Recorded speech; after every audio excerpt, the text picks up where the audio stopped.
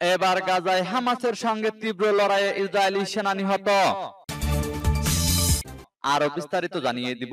এদিকে হিজবুল্লাহর সঙ্গে যুদ্ধে জড়ালে ইসরায়েলের চূড়ান্ত পরাজয় হবে, হুঁশিয়ারি ইরানের।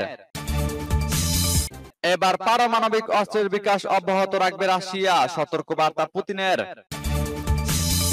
এদিকে পাকিস্তানের সেনাবাহিনীর গাড়িতে বোমা বিস্ফোরণ, 5 সেনা নিহত। আরো জানিয়ে দিব। এবার নেতানিয়াহুর বিরুদ্ধে তেল আবিবে হাজারো মানুষের বিক্ষোভ। এদিকে পূর্ণাঙ্গ কৌশলগত অংশীদারিত্ব চুক্তি নিয়ে আলোচনায় ইরান ও রাশিয়া।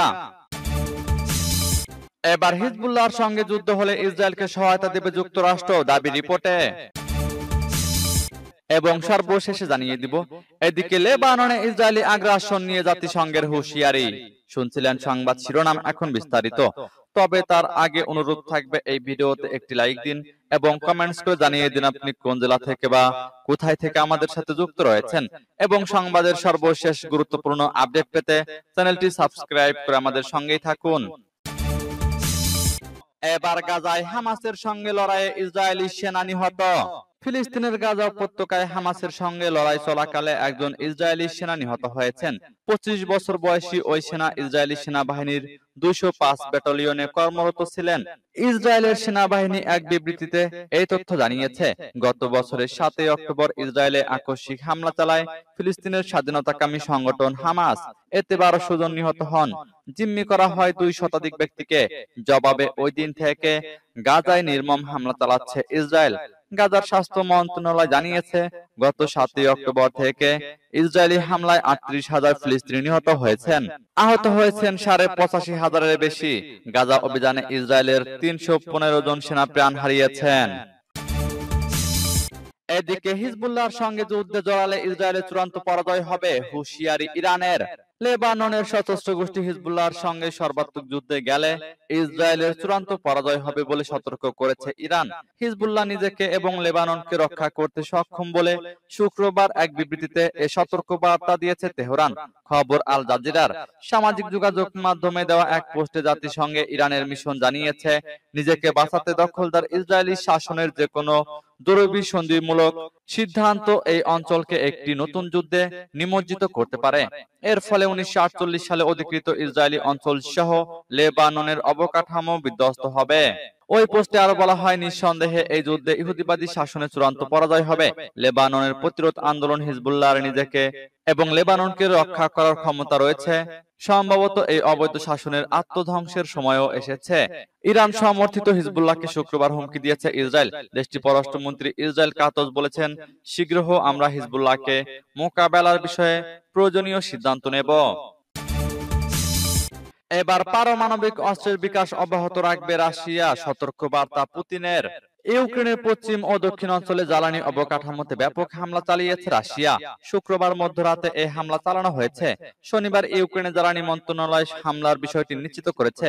বিবিসির খবরে বলা হয়েছে, গত 3 মাসের মধ্যে এ নিয়ে 8মবারের মতো ইউক্রেনের জ্বালানি অবকাঠামোতে বড় হামলা চালালো রাশিয়া।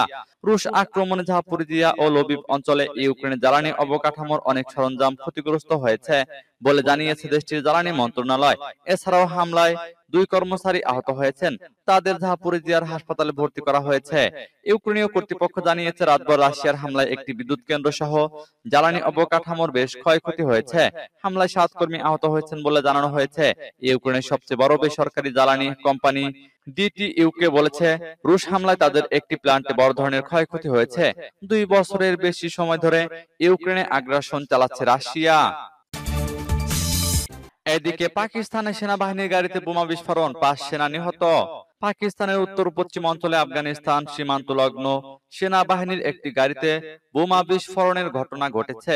এতে 5 জন পাকিস্তানি সেনা নিহত হয়েছেন। খবর আনাদুলু এজেন্সির। পাকিস্তানি সেনাবাহিনী এক বিবৃতিতে এ তথ্য জানিয়েছে।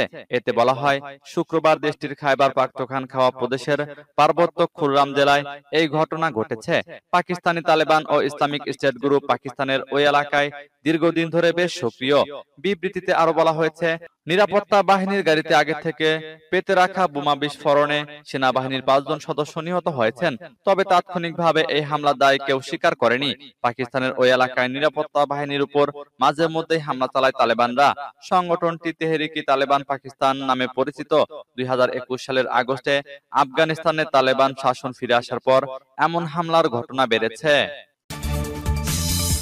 আবারও নেতানিয়াহুর বিরুদ্ধে তেল আবিবে হাজারো মানুষের বিক্ষোভ। জিম্মিদের মুক্তির জন্য দ্রুত যুদ্ধবিরতি চুক্তি দাবিতে ইসরায়েলের তেল আবিবে বিক্ষোভ অংশ নিয়েছে হাজারো ইসরায়েলি। শনিবার বিক্ষোভকারীরা ইসরায়েলি পতাকা হাতে নেতানিয়াহুর বিরুদ্ধে বিভিন্ন স্লোগান দেন। গাজায় ইসরায়েলি নির্বিচার হামলা শুরুর 8 মাস পেরিয়ে গেছে।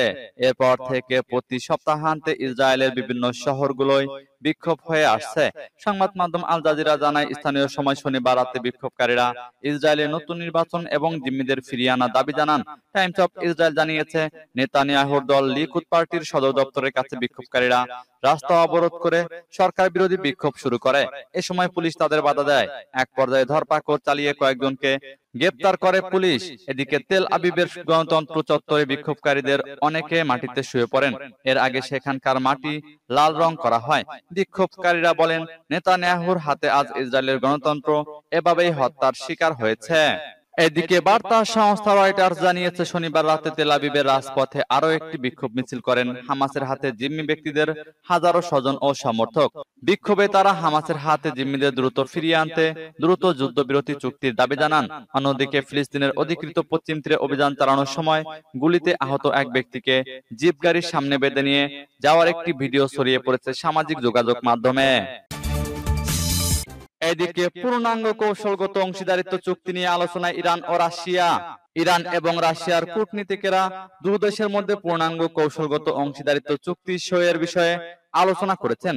সম্প্রতি মস্কোয় রাশিয়ার উপপররাষ্ট্রমন্ত্রী এবং ইরানের পররাষ্ট্র মন্ত্রণালয়ের আন্তর্জাতিক বিষয়ক মহাপরিচালক সাইদ আলী মুসাবি এ আলোচনা করেন, যেখানে তারা দুই দেশের মধ্যকার সম্পর্ককে আরো বিস্তৃত করার বিষয়ে কথা বলেন। এর আগে ইরানের ভারপ্রাপ্ত পররাষ্ট্রমন্ত্রী আলী বাকেরি কানি বলেছিলেন, মস্কো এবং তেহরান আন্তরিকভাবে বিভিন্ন ক্ষেত্রে তাদের সম্পর্ক বাড়ানোর চেষ্টা করছে।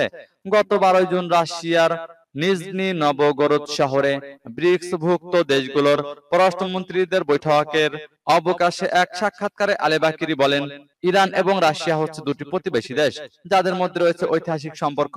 এ বিষয়ে রাশিয়ার পররাষ্ট্রমন্ত্রী লাভরভ বলেন, ইসলামী প্রজাতন্ত্র ইরানের সঙ্গে দীর্ঘমেয়াদী পূর্ণাঙ্গ সহযোগিতা চুক্তি সই করার ব্যাপারে মস্কো প্রতিশ্রুতিবদ্ধ। সূত্র মেহের নিউজের। এবার হিজবুল্লাহর সঙ্গে যুদ্ধ হলে ইসরায়েলকে সহায়তা দেবে যুক্তরাষ্ট্র, দাবি রিপোর্টে।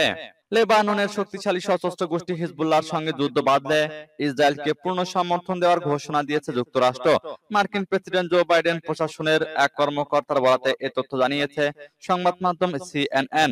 এ সপ্তাহে যুক্তরাষ্ট্রের জাতীয় নিরাপত্তা পরামর্শক জ্যাক সুলিভান এবং পররাষ্ট্রমন্ত্রী অ্যান্টনি ব্লিংকেনের সঙ্গে বৈঠক করেন দখলদার ইসরায়েলের জাতীয় নিরাপত্তা পরামর্শক তাজাকি হানেগবি এবং কৌশলগত সম্পর্ক বিষয়ক মন্ত্রী রন ডারমান। সেখানে ইসরায়েলকে সমর্থন দেওয়ার প্রতিশ্রুতি দেন তারা। ওই কর্মকর্তা জানিয়েছেন, হিজবুল্লাহর বিরুদ্ধে পূর্ণমাত্রা যুদ্ধ শুরু হলে ইসরায়েলকে প্রয়োজনীয় নিরাপত্তা সহায়তা দেবে যুক্তরাষ্ট্র। তবে মার্কিন সেনাদের সেখানে সরাসরি মোতায়েন করা হবে না। গত বছর ফিলিস্তিনি সশস্ত্র গোষ্ঠী হামাসের সঙ্গে ইসরায়েলের যুদ্ধ শুরু হলে এতে যোগ দেয় হিজবুল্লাহ। তবে ইসরায়েলের বিরুদ্ধে পূর্ণমাত্রা যুদ্ধের বদলে ইসরায়েলের সামরিক অবকাঠামো লক্ষ্য করে বিক্ষিপ্ত হামলা চালানো শুরু করে তারা। হিজবুল্লাহর হামলার কারণে দখলদার ইসরায়েলকে তাদের সীমান্তবর্তী বসতি থেকে সাধারণ মানুষকে সরিয়ে নিতে হয়।